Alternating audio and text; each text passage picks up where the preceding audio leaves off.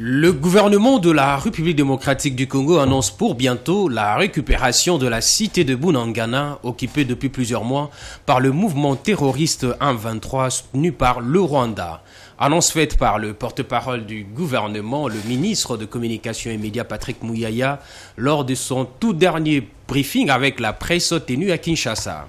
Il a tout de même réitéré l'affirmation du président de la République selon laquelle les forces kenyanes vont se déployer dans la partie est de la République démocratique du Congo pour décanter cette situation. Mesdames et messieurs, voilà le sujet qui fera l'objet de votre émission Géopresse que j'ai l'honneur de vous présenter. Je ne serai pas seul dans cette émission, je reçois de journalistes. J'ai à ma droite Edouard Funda, journaliste au groupe de presse Géopolis Forum, à qui j'ai dit bonsoir. Bonsoir Jojo Moulamba, bonsoir également à tous les téléspectateurs de Géopolis. Merci. Et à ma gauche, c'est Dieudonné Boanali, également journaliste au groupe de presse Géopolis Forum, à qui je dis bonsoir. Bonsoir Jojo Moulamba, bonsoir Edouard Funda, bonsoir aussi à tous les téléspectateurs, les amis qui sont restés scotchés pour suivre cette émission hebdomadaire Géopresse. Merci de vous avoir dans ces plateaux pour ces rendez-vous hebdomadaires qui décryptent pour vous les sujets liés à la situation politique, économique et culturelle du pays. Nous commençons cette émission. Je commence avec vous, Dieudonné Boanali. Vous avez suivi l'annonce de la récupération de la cité de Bunagana par le gouvernement congolais dans le tout prochain jour. Comment l'avez-vous accueilli ? C'est une bonne chose. En tant que Congolais et patriote, j'ai applaudi cette annonce. Je la soutiens, comme on nous demande à nous tous de soutenir notre armée. Mais ça ne doit pas rester au niveau des paroles. Il faut lier la parole à l'acte. Le gouvernement a promis de récupérer Bunagana, mais j'aurais aimé que le gouvernement s'impose un deadline et donne aussi les moyens à l'armée, et les moyens logistiques, les moyens humains, les moyens matériels, et puis continuer la réforme de l'armée, mais mettre en pratique, voulais-je dire, la loi de la programmation militaire, parce que ça fait déjà 120 jours que Bunagana est occupé. Et cela a des conséquences fâcheuses sur la marche de la nation. Il y a des écoles qui sont fermées. Oui, les élèves ne vont plus à l'école.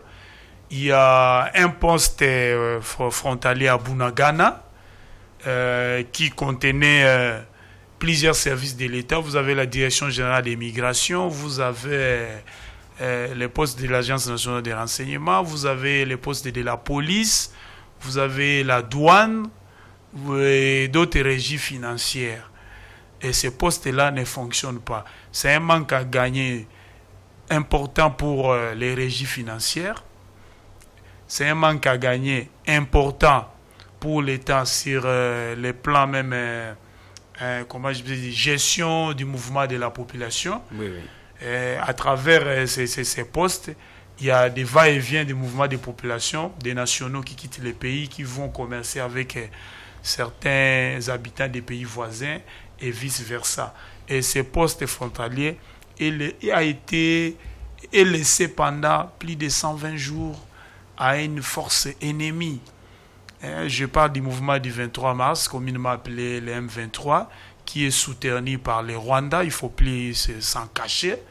Et les rapports des inspecteurs des Nations Unies, même celui appuyé par celui de la MONUSCO, même les rapports des forces de sécurité congolaises l'ont prouvé, l'ont dit, c'est le Rwanda qui appuie les M23. Dieudonné, est-ce que le fait pour le gouvernement de ne pas avoir fixé un deadline, de ne pas avoir rendu public ces deadlines, on peut dire que c'est une question stratégique qu'on ne peut pas... Bon, l'effet de ne pas se donner un deadline, c'est mauvais. Sur le plan politique, sur le plan social. Sur le plan militaire et stratégique, c'est des bonnes guerres, c'est une bonne stratégie. Parce que si vous dites que dans 48 heures, on va attaquer Bunagana, vous donnez déjà l'info, vous mettez la puce à l'oreille à l'ennemi. L'ennemi peut s'organiser, se cacher dans la forêt ou bien dans la périphérie de Bunagana. C'est bien d'annoncer avec pompe, nous allons récupérer Bunagana, mais il faut passer à l'acte. Parce que tous les moyens ont été mis à la disposition de l'armée ou bien sont en train d'être mis à la disposition de l'armée. Nous avons un nouveau commandement avec des missions précises données au nouveau chef d'état-major. Je vais les citer. Moi, j'ai repéré d'abord, il y a le retour de la discipline au sein de notre armée. On dit la discipline est la mère de toutes les armées, la mère des armées. Il faut que le nouveau chef d'état-major insiste sur la discipline au sein de l'armée. On ne peut plus continuer à avoir des militaires qui se promènent dans nos communes, en ville, sans mission, sans feuille de route. Mais excusez, nous allons revenir sur aussi cet aspect de choses, puisqu'il y a eu un changement au niveau du commandement des forces armées de la République démocratique du Congo. Edouard Funda, vous avez également suivi cette annonce. Vous partagez aussi le même point de vue? Oui, comme l'a dit bien sûr mon aîné, que nous sommes tous Congolais au départ, avant d'être journalistes, mais que nous sommes là pour analyser, mais tout le monde ne peut être que content de cette nouvelle qu'a annoncé le porte-parole du gouvernement et le ministre de l'Information et de la Communication, M. Patrick Mouyaya. Nous sommes très contents, mais il faudrait que ça soit pratique, que ça ne reste pas un slogan, que ça soit trop pratique, bien que les stratégies ne peuvent pas être dévoilées, pour ne pas un peu donner d'informations à l'ennemi, mais il faudrait que tout soit mis en œuvre, ne pas surtout compter plus sur l'extérieur, parce que je me pose la question, lorsqu'on dit on va récupérer Bunagana, est-ce qu'on fait allusion aux forces armées kenyanes plutôt qui viendront le récupérer, ou bien nous-mêmes d'abord nous avons une grande partie des efforts à fournir pour récupérer cette partie du pays. C'est ce qu'on attend, mais que ce ne soit pas les efforts de l'extérieur, mais que nous donnions nous-mêmes 80% dans tout ce que nous pouvons faire pour récupérer, parce que l'extérieur est considéré en relation internationale comme ami, mais qui peuvent en un moment être ennemis. On ne sait pas en réalité qu'est-ce qu'ils cachent derrière tout ce qu'ils peuvent nous amener ici, que nous soyons d'abord nous-mêmes responsables de nos actes pour qu'on essaye un tout petit peu avec les efforts au niveau interne de récupérer Bunagana. Je serais très content d'entendre que nos compatriotes de cette partie du pays sont libérés et que les activités ont repris, parce qu'il y a des activités économiques. Oui, il faut que les populations reviennent dans leur milieu. Il y a les élèves qui doivent étudier, il y a tout ce qu'on peut extraire comme recette dans cette partie du pays qui est bloquée, ça nous pénalise. On est un pays en voie de développement, on va encore beaucoup plus faire pour essayer un peu de remonter notre pays. Alors, laisser un pays pendant plus de 3 mois entre le main de l'ennemi, c'est aussi un manque à gagner, comme l'a bien sûr dit mon aîné Dieudonné Bouanali. Il faudrait qu'on récupère le pays, bien sûr, mais avec 80%, à mon avis, des efforts fournis au niveau interne. Oui, que l'annonce de la récupération ne reste pas seulement une simple parole, mais cela doit se transformer en acte, et que le gouvernement doit passer vraiment à l'action afin que la population qui habitait ces coins puisse regagner Bunagana et continuer à vivre paisiblement. Dieudonné Bouanali, cette situation sécuritaire qui prévaut dans la partie est de la RDC préoccupe le gouvernement congolais, préoccupe l'Organisation des Nations Unies et d'autres pays du monde aussi. Des sommets de dialogue ont été organisés, des recommandations, des solutions ont été formulées. Je peux citer l'accord de paix de Nairobi, la feuille de route de Luanda. Il y a même l'accord de Nairobi qui prévoit le déploiement de forces régionales est-africaines, dont le force kenyan. Est-ce qu'on peut espérer, avec ces déploiements, la fin de l'occupation de cette partie de la République démocratique du Congo? Moi, je n'espère rien à cette force régionale, parce que avant l'avènement de cette force, il y a eu d'autres forces régionales qui ont précédé. Nous avons d'abord, au niveau international, vous avez la MONUSCO, la Force des Nations Unies, qui est là depuis plus de 10 ans en République démocratique du Congo. Cette force nous coûte beaucoup d'argent. On nous parle de $1 million dépensés par jour par la MONUSCO. en plus de cette force-là, il y a eu déjà une brigade régionale, toujours de la communauté est-africaine. Vous vous souvenez des 3000 soldats tanzaniens qui étaient venus ici. Mais où est-ce qu'elle se trouve, cette force-là? À part cette force-là, nous avons déjà eu une force même de l'Union européenne qui était venue toujours dans cette partie du pays.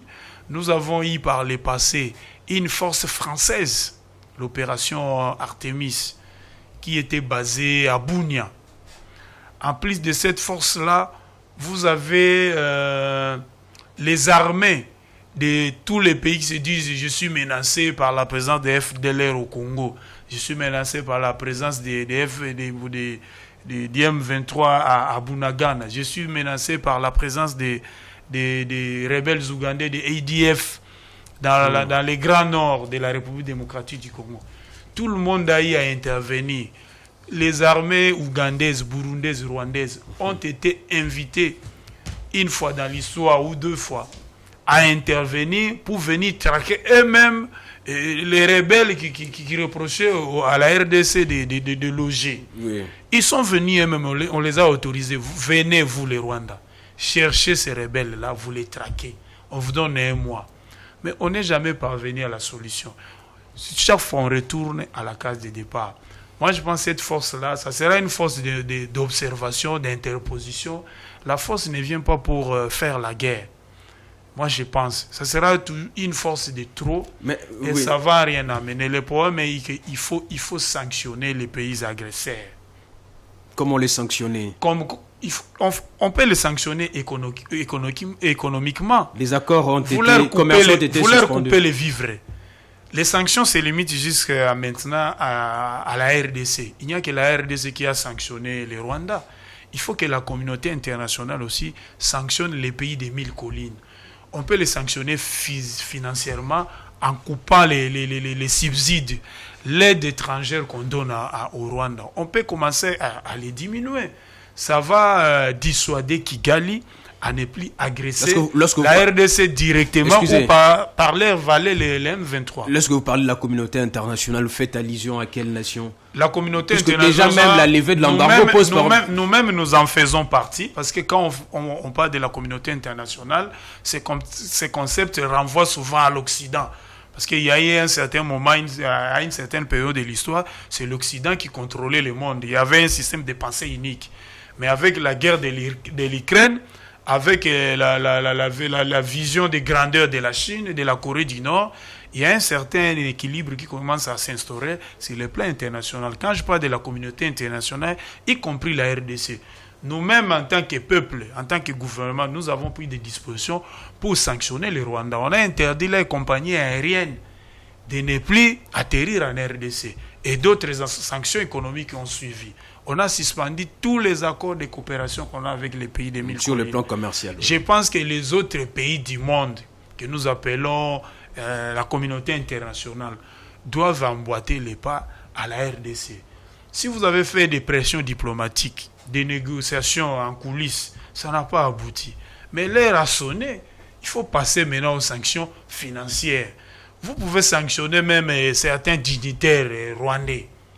Vous les connaissez, vous avez leur liste. Vous avez fait de cette stratégie la vôtre pendant les élections. Vous avez poussé Joseph Kabila à organiser les élections dans les délais constitutionnels, à ne pas briguer un 3e mandat. Mais pourquoi vous ne pouvez pas utiliser les mêmes méthodes pour sanctionner les pays envahisseurs, dont les principaux est le Rwanda, qui a des visions expansionnistes sur les territoires congolais?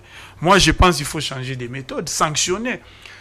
Cette force-là ne dissuadera pas les Rwandais à ne plus financer les M23 ou bien à venir directement occuper les territoires congolais. Parce que la mission de cette force inconnue, c'est l'interposition. Cette force ne fera pas la guerre à notre place. Moi, je ne vois pas un seul soldat kenyan venir mourir ici en RDC pour nous aider à récupérer Bunagana. Donc vous êtes si ces militaires-là meurent au front, là je cite les Onisiens, c'est parce qu'ils sont dans les business. Vous avez déjà suivi un soldat onisien mourir à Goma ou bien dans n'importe quelle partie du pays, là où ils sont installés, pour nous aider à récupérer notre territoire occupé. Moi, je n'en vois pas. Vous n'en voyez pas, Edouard Funda, vous en voyez aussi, vous avez aussi la même lecture que les forces régionales est-africaines ne sont pas là pour vraiment aider la RDC à pouvoir récupérer les localités ou les cités sous occupation de forces négatives étrangères, ou vous considérez aussi que ils viennent constituer des zones tampons, justement. Voilà, pour revenir un peu, moi je suis par contre très pour que nous allons récupérer Bunagana, mais c'est là avec nos propres efforts. Exactement. J'insiste, avec nos propres efforts. Pourquoi? Parce que le directeur, mon co-débatteur l'a dit, il a été clair. Moi, je ne crois pas non plus aux forces extérieures. Parce que s'il faut citer, on a été ici avec la MONUSCO, qui a été incapable. Je ne vois pas en dehors de la MONUSCO, qui est l'émanation du Conseil de sécurité, qui regroupe toutes les puissances du monde, qui échoue ici au niveau interne, et on va nous amener une force régionale. Alors que vous savez très bien que dans les accords internationaux régionaux, les accords régionaux plutôt, tirent même leurs forces du Conseil de sécurité des Nations Unies. Parce que là, si on lit la charte des Nations Unies dans son chapitre 8, l'article 52, on donne l'autorisation aux accords régionaux d'agir dans les pouvoirs de coercition en rapport seulement s'ils reçoivent l'autorisation de la communauté, du Conseil de sécurité des Nations Unies. Vous voyez, partout, ils nous ont bloqués presque partout. C'est pourquoi vous verrez qu'on ne peut pas croire ici au niveau interne à la récupération de Bunagana avec les forces extérieures. Parce que moi, je ne vois pas, en dehors de la MONUSCO, quelle force va récupérer. S'ils viennent, ils ont peut-être une autre mission. C'est ça, il faudrait qu'on se le dise. On a attendu pendant beaucoup de temps. Il y a la voie diplomatique qui a été adoptée, qui a été soulevée l'autre fois par le ministre des Affaires étrangères. Il a dit que la République a opté d'abord pour la voie diplomatique parce qu'elle coûte d'abord moins cher. Ça porte de fruits. C'est c'est ce qu'on attend. Parce que le président l'a dit après avoir attendu pendant beaucoup de temps. Le président était très, très clair sur la tribune, du haut de la tribune des Nations Unies. Il a dit nous sommes agressés. On n'a pas vu des réactions des autres. On n'en a pas vu, sauf le représentant chinois au niveau du Conseil de sécurité qui a essayé un peu de soulever cette question, mais peu après le passage du président de la République. Mais qu'est-ce qui s'est fait jusqu'à présent? C'est la plus grande question que se pose. Donc la RDC est seule dans ces combats. C'est la question qu'on se pose. Alors si le directeur dit qu'il faudrait opter pour d'autres voies, celle par exemple de sanctionner le voisin, ceux qui nous agressent, de rompre automatiquement toutes les relations, que ce soit économique, politique et tout. Il y a même des gens qui se posent des questions, on suit sur les réseaux ici, comment le représentant ou bien l'ambassadeur rwandais se retrouve encore ici. C'est la plus grande question. Alors que son pays menace. Alors que son pays menace. Même les attitudes doivent accuser notre indignation par rapport à ce pays. Ce n'est pas normal. On ne pourra pas se comporter comme un État failli, comme on le dit en relations internationales. Un État qui n'est plus à mesure de s'assumer, ou bien de montrer sa souveraineté au niveau de la communauté internationale. Non.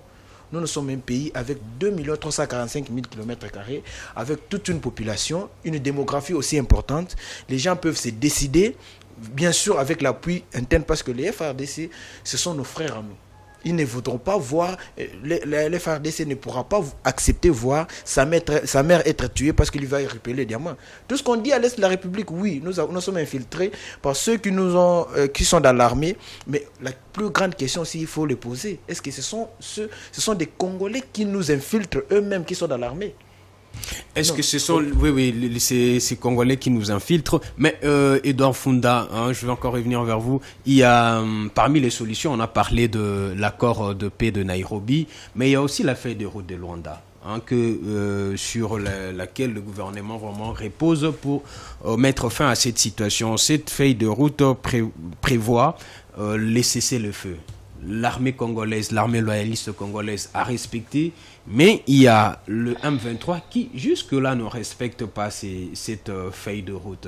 Est-ce qu'on peut croire à la sincérité du Rwanda qui a pris cet engagement de mettre fin aux hostilités qu'il y a dans la partie est du pays? Il n'y a pas de sincérité. Je vais souligner que le gouvernement a tout intérêt à récupérer Bunagana pour plusieurs raisons. Lorsqu'il y a eu la première alternance politique en République démocratique du Congo, dans les passifs et l'actif légué par Joseph Kabila au président Félix Tshisekedi, Joseph Kabila a laissé à l'actuel président les Congo entiers. Hein? Souvenez-vous, c'est l'époque. Joseph Kabila a laissé à Félix Tshisekedi les Congo dans son entièreté, les 2 345 000 km². Mais au moment où nous parlons, il y a une partie de notre territoire national, Bunagana, qui est située dans les territoires de Rutshuru, à plus ou moins 30 km de Goma, qui est occupée. Le président de la République a intérêt à récupérer Bunagana, parce que si demain Dieu lui permet de briguer un deuxième mandat, il ne va pas laisser à son prédécesseur un pays sous occupation. Ça, c'est la première chose. Deuxième chose, nous avons signé des accords de coopération avec certains pays voisins comme l'Ouganda, le Kenya. Nous avons besoin de construire une route transafricaine moderne qui va partir de Nairobi en passant par Kampala, Kisangani, Beni, Butembo, pour développer cette partie-là de la République. Vous avez suivi le ministre de l'Industrie, Julien Paluku, qui est parmi les Congolais qui maîtrise mieux la question sécuritaire de l'Est. Il vous avait bien expliqué que cette guerre c'est une guerre économique, cette fois-ci. Elle a pour objectif de briser l'élan de développement actuel que nous connaissons dans notre pays. Nous avons maintenant un budget de 14 milliards de dollars. Ça ne fait pas plaisir à certains pays voisins et à la mafia, hein, qui est constituée de certains Congolais qui trahissent les pays et certains étrangers. Ils veulent que le Congo reste toujours un Far West. Un pays à genoux. Un Congo à genoux, en désordre, c'est bien pour les affaires. Un Congo qui est en ordre, un Congo avec une administration qui fonctionne, avec des postes douaniers. On surveille la douane de Kasumbalesa, la douane de Bunagana, la douane de Kasindi. On ne veut pas de ce Congo-là. Il faut que ce Congo soit en désordre, parce que c'est bien pour la mafia, c'est bien pour certaines puissances étrangères qui ne veulent pas venir acheter par la grande porte les minéraux congolais. Ils veulent les avoir par la fenêtre. Les minéraux de contrebande, les minéraux exploités par certains artisanaux. Et ils savent que nous avons aussi la difficulté, sur le plan logistique, d'évacuer les minéraux de l'Est vers notre port international de Matadi. Donc, avec la proximité des pays voisins, vous avez des avions, on exploite les minéraux de cassitérite, l'or vers l'étranger. Et ça profite à l'économie des puissances étrangères. Maintenant, par rapport à la feuille de route de Luanda, vous allez constater que Kinshasa a toujours respecté ses obligations. Je ne dis pas dans l'entièreté, parce que la M23 reproche aussi au gouvernement congolais de n'avoir pas respecté certains éléments de cet accord. Par exemple, il fallait les intégrer dans l'armée, ce que Kinshasa refuse, et revenir encore au fameux brassage, ce qui a tué notre armée. Une erreur que nous avons commise, que nous ne répéterons plus. Tout le monde est d'accord, unanime sur ces points-là. On ne fera plus de brassage ni d'intégration. S'ils veulent qu'on les intègre dans l'armée, ils doivent passer par le processus DDR, revenir à la vie civile, et puis transformer leur mouvement militaire en mouvement politique.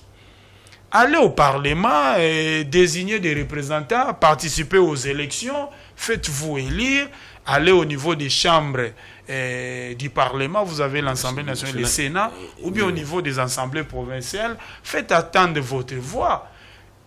Et regardez, si toutes les ethnies que vous avez au Congo décidaient de prendre les armes et commencer à revendiquer certaines choses au niveau du gouvernement central, mais ce pays va disparaître. Il faut revenir à la vie civile, participer aussi au processus électoral, transformer, faites la mutation de votre mouvement militaire, le M23, en un mouvement politique. Participez au débat démocratique. C'est comme ça qu'il faut faire les combats. Si vous êtes vraiment des vrais Congolais, vous aimez ces pays, vous avez choisi ces pays comme votre seconde partie. Ils s'identifient comme des Congolais. C'est comme ça que vous devez vivre. Et puis, intégrez-vous dans la communauté congolaise. Vous ne pouvez pas demander la nationalité, on vous la donne, et vous restez campé toujours à l'Est. Mais vous pouvez vivre à Gemena, vous pouvez vivre à Matadi, à Boma. C'est aussi votre pays. C'est ça le problème. Oui, c'est ça le problème, Edouard Funda. Le Rwanda n'est pas sincère, comme vient de le soutenir, Dieudonné Bouanali. Mais lorsque, par exemple, l'ancien directeur de cabinet du chef de l'État, Vital Kamerhe, président du parti l'Union pour la Nation congolaise, propose 3 choses afin de permettre au pays de pouvoir sortir de cette situation. Il demande les dépôts de armes par le M23, un dialogue franc entre la RDC et le Rwanda et enfin la reprise de coopération entre le Rwanda, l'Ouganda et la RDC. Moi je prends cette deuxième proposition, un dialogue franc. Le Rwanda déjà n'est pas sincère, mais comment vous pensez encore à un dialogue franc avec ces pays? Déjà, s'il faut s'attenir ou bien c'est retarder sur ces 3 propositions, moi je pense que celle-là n'est pas à accepter aujourd'hui. Un dialogue franc. Ce n'est plus accepté. On ne peut pas dialoguer avec les gens qui ne nous aiment pas. Qui, après tous les rapports fournis par tous les experts de l'ONU, qui ont prouvé, même l'armée au niveau interne a prouvé que c'est le Rwanda qui soutient le M23. Aujourd'hui, on va encore négocier avec ceux qui sont en train de nous nuire. Moi, je crois que c'est une mauvaise proposition. On ne peut plus. La voie diplomatique a été entamée. Les résultats sont attendus jusqu'à présent. Si les résultats n'arrivent pas, on adopte d'autres mesures au niveau interne au lieu de laisser un ennemi nous maltraiter et nous on est assis en train d'attendre que des solutions nous viennent ailleurs. C'est ce qu'on n'accepte pas. Le Rwanda a été hypocrite pendant tout ce temps et qu'il continue toujours à rester hypocrite parce qu'il a nié, malgré toutes ces accusations et toutes les preuves qui ont été portées contre lui.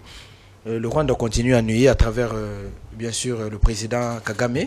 Il faudrait d'autres voies. Si ce n'est pas des voies de suppression des relations avec eux, que ce soit des relations diplomatiques, économiques et tout avec eux, il faudrait qu'on cherche aussi à savoir qui réellement est derrière le Rwanda.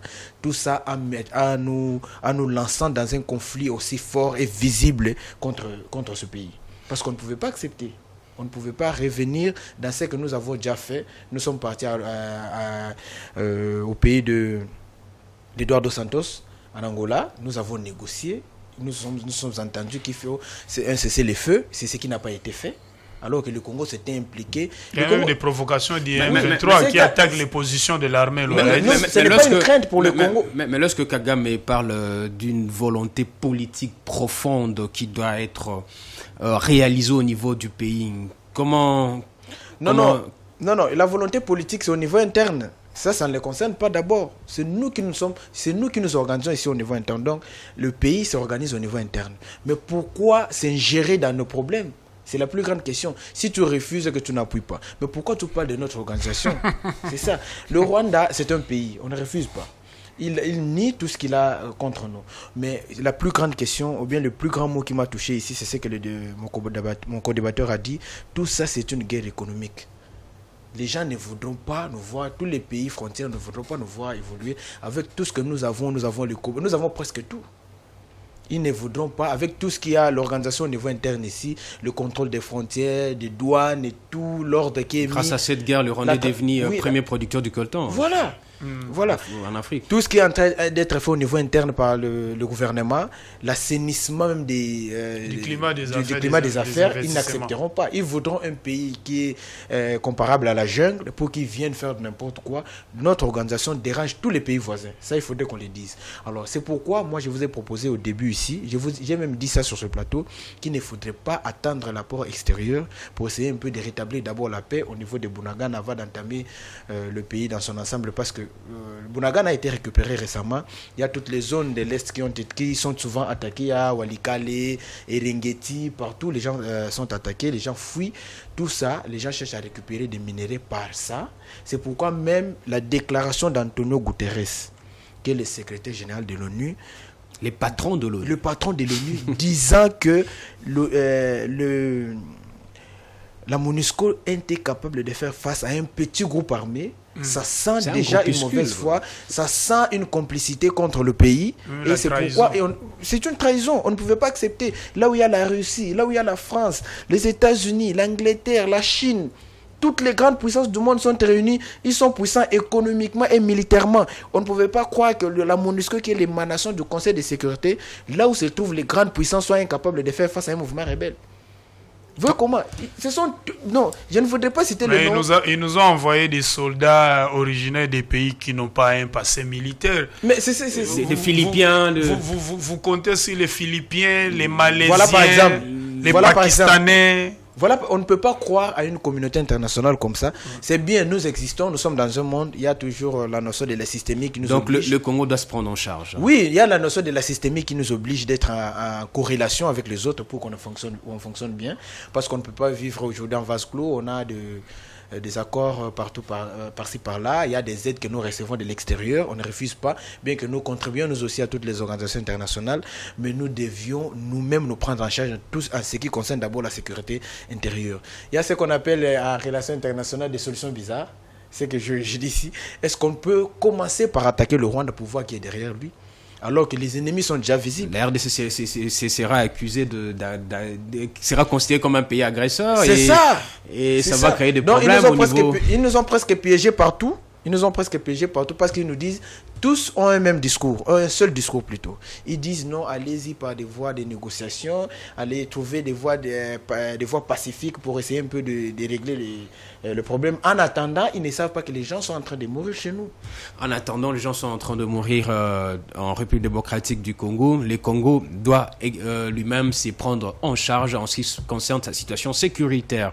Et Dieudonné Bonel et Edouard Funda, nous avons tous suivi des changements intervenus au niveau de l'état-major général des forces armées de la République démocratique du Congo. Le général Célestin Mbala a passé le flambeau au lieutenant-général Christian Chiwewe, qui est devenu officiellement chef d'état-major général des forces armées de la République démocratique du Congo. Et aujourd'hui, avec ces nouveaux changements à la tête de l'état-major général, est-ce que on peut parler d'une nouvelle dynamique qui sera imprimée pour permettre au pays l'armée congolaise de monter vraiment en puissance et de sécuriser, de défendre l'intégrité territoriale? Avant de te répondre, je vais d'abord dire mieux vaut tard que jamais, parce que ces changements intervenus au niveau du haut commandement militaire de notre armée étaient souhaités depuis longtemps. Et le chef d'état-major sortant, le lieutenant-général Mbala, a fait plus ou moins 5 ans à ce poste-là. Et il a frôlé même, dépassé, voulais-je dire, l'âge de la retraite. Et c'est pour la première fois depuis 20 ans que nous avons vu dans notre pays un chef d'état-major durer aussi longtemps, avoir une telle longévité au niveau de l'état-major général de notre armée. Donc ces changements-là étaient voulus depuis longtemps, c'est salutaire pour donner une nouvelle impulsion au niveau du haut commandement de l'armée, donner un nouveau dynamisme et surtout y injecter un sang neuf, parce que le nouveau chef d'état-major Chiwewe, c'est un jeune et il n'a pas dépassé 60 ans, et c'est un commando. Il a participé à plusieurs opérations militaires. C'est un ancien Kadogo formé au sein du bataillon Moura, le surnom de la garde présidentielle. C'est quelqu'un qui a gravi tous les échelons au sein d'une armée qui se veut moderne, c'est-à-dire vous commencez comme un simple soldat dans l'armée et jusqu'à occuper les postes les plus élevés, les derniers même. On parle même de maréchal, là c'est un titre honorifique, mais le dernier poste de commandement, c'est le chef d'état-major général de l'armée. Donc c'est quelqu'un qui vient de la méritocratie, c'est un intellectuel, il est jeune, je l'ai dit tout à l'heure, c'est quelqu'un qui connaît bien les rouages de l'armée pour avoir travaillé au sein de la garde républicaine. Et j'ai quelques amis militaires, nous avons étudié avec eux à l'université. Et je les ai questionnés sur cette nomination. Ils ont dit qu'ils sont très heureux. En tout cas, au niveau même de la garde républicaine, même au niveau de l'armée, oui. Dans ces 3 composantes, l'armée de l'air, l'armée terrestre, la force navale. En tout cas, tout le monde est très content de cette nomination.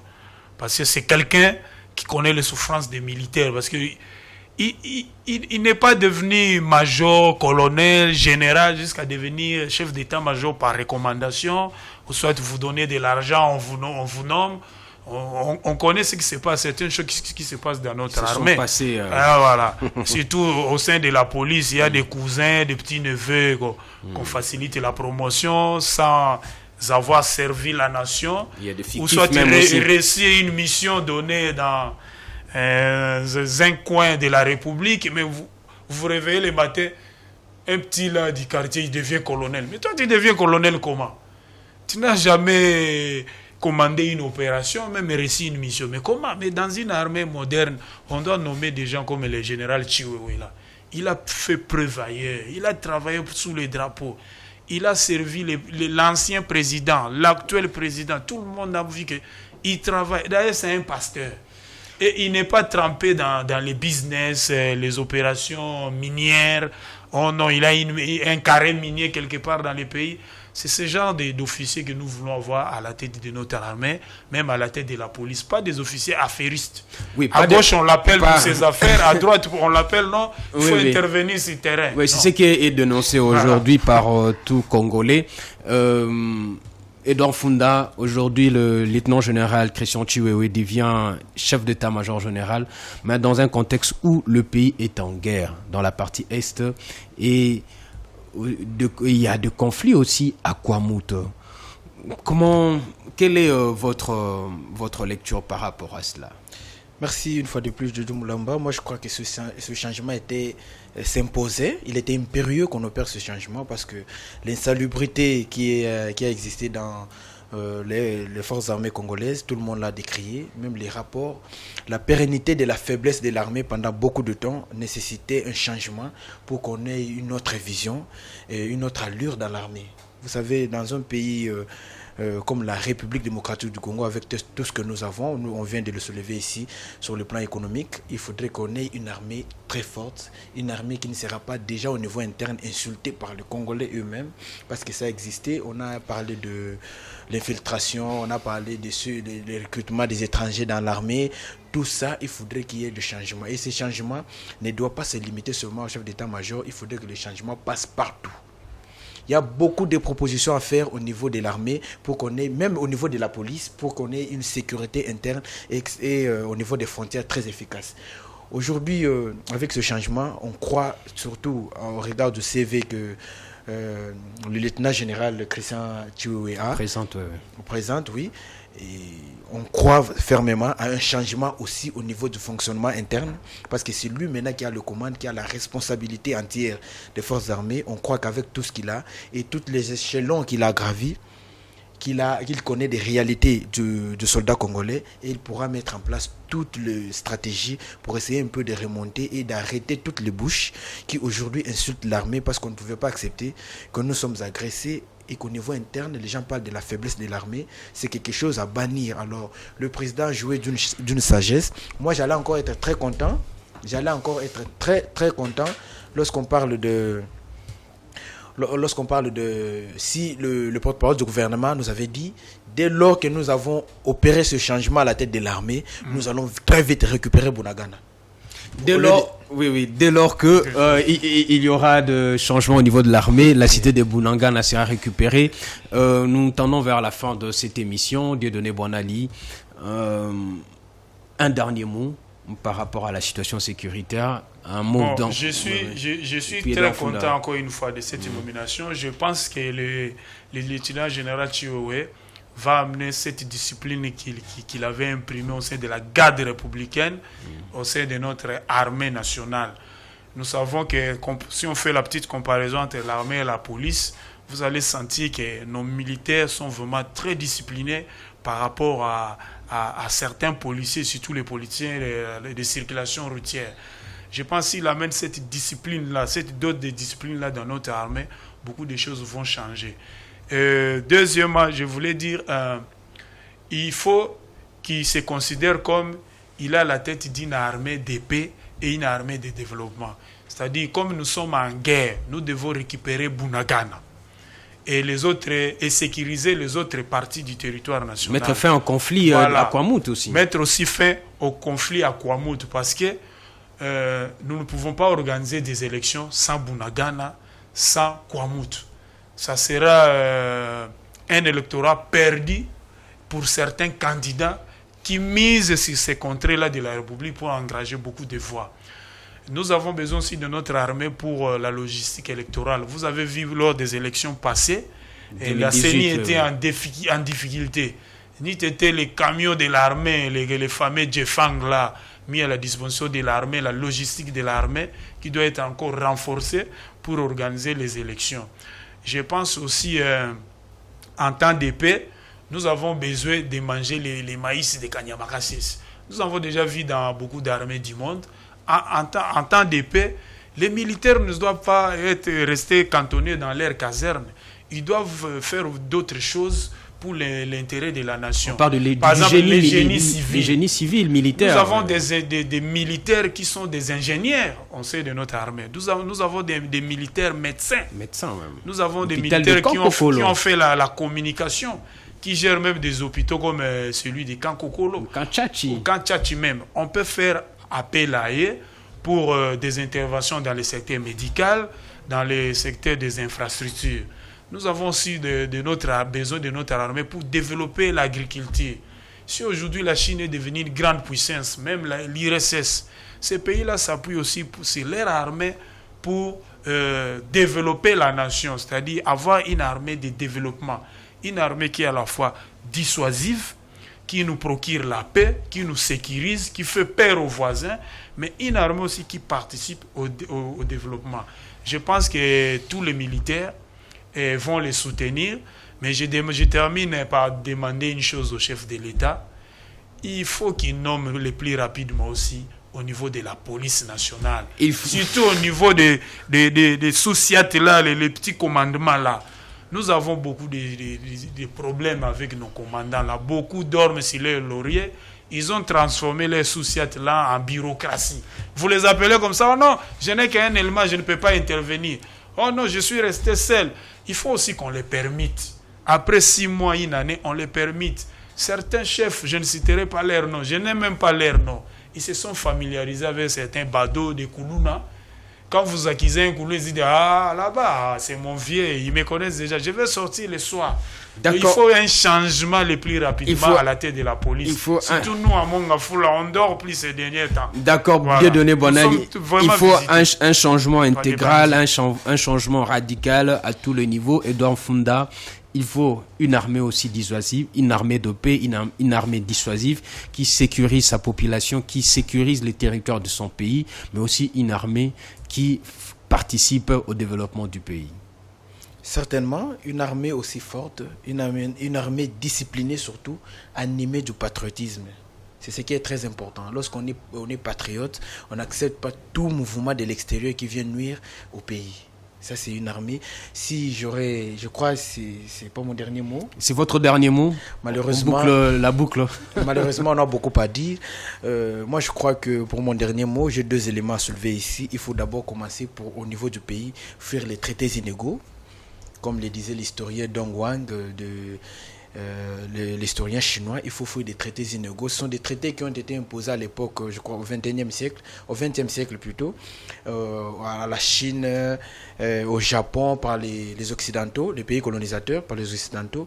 Donc les accords qui vous amènent de vue comme ça, une paix, mais à l'intérieur qui est confronté par beaucoup de mouvements pour essayer un peu de vous nuire, c'est ce que les pays doivent fuir, surtout en commençant à penser sur tout ce que les accords régionaux ou bien le pays de la sous-région. Repenser les accords régionaux. Voilà. Tout ce que le pays voisin pouvait nous amener comme aide, il faut trop se méfier parce que je crois que ce qui manque aujourd'hui aux pays africains, c'est ce qu'il y a aujourd'hui au niveau de l'Asie, ce qu'on appelle le panasianisme, qui est une passion, une identité qui accompagne le vivre ensemble de la population qui vit en Asie. C'est ce qui favorise même la coprospérité de toute cette partie du pays. De toute cette partie de la planète en quelque sorte. Donc c'est ce qui manque aux pays africains. Ils ne regardent jamais la coprospérité. Ils ne voient pas comment on peut se réunir ensemble pour nous développer ensemble et construire une Afrique aussi important. Le panafricanisme ici, ça reste un slogan, mais à l'intérieur, ce sont nos confrères, nos amis, de pays amis qu'on a appelés hier, qui sont infiltrés par les pays occidentaux pour leurs intérêts, plus à 80%, pour venir nous nuire parce qu'on va vous donner un peu de miettes pour construire votre pays. C'est ce qu'on accepte pas. Si l'Afrique aujourd'hui se construit avec des présidents trop africain, avec le sang, avec ce panafricanisme comme vous l'avez évoqué, on va prospérer et même l'Occident aura peur de nous parce que nous avons tout et nous avons trop que l'Occident n'a pas. Ok, merci. Voilà, c'est la fin de cette émission qui s'est penchée essentiellement sur l'annonce pour bientôt de la récupération de la cité de Bunagana occupée depuis plusieurs mois par le mouvement terroriste M23. Le gouvernement congolais est en train de travailler pour mettre tout en œuvre afin que l'intégrité nationale soit protégée, sécurisée. J'ai dit merci à mes deux invités, Dieudonné Boinali, merci, Edouard Funda, merci, et à vous, fidèles téléspectateurs, merci d'avoir choisi Géopolis Télévision et restez branchés sur ces programmes. Et moi, je vous retrouve à la prochaine. L'information continue sur www.geopolismagazine.net et son compte YouTube Géopolis TV.